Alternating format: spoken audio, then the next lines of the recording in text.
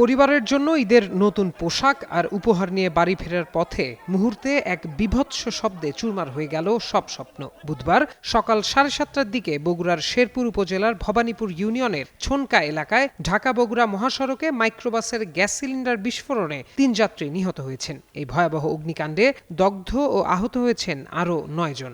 নিহতরা হলেন শিউলি বেগম, তায়েবা খাতুন এবং ড্রাইভার রিন্টু। স্থানীয়রা জানায়, ঢাকা থেকে আসা যাত্রীবাহী একটি মাইক্রোবাস ঈদের ছুটিতে উত্তরবঙ্গের দিকে যাচ্ছিল। ছনকা এলাকায় পৌঁছানো মাত্রই হঠাৎ গাড়ির গ্যাস সিলিন্ডারটি বিকট শব্দে বিস্ফোরিত হয়। মুহূর্তেই পুরো গাড়িতে আগুন ধরে যায়। এতে গাড়ির ভেতরেই আগুনে পুড়ে প্রাণ হারান ড্রাইভার। আগুনের তীব্রতায় বের হতে পারছিলেন না যাত্রীরাও। খবর পেয়ে ফায়ার সার্ভিস ঘটনাস্থলে পৌঁছে আহতদের উদ্ধার করে হাসপাতালে নিয়ে গেলে আরও 2 জনের মৃত্যু হয়। দুর্ঘটনা কবলিত গাড়িটি উদ্ধার করা হয়েছে। আইনি প্রক্রিয়া শেষে নিহতের মরদেহ পরিবারের কাছে হস্তান্তর করা হবে।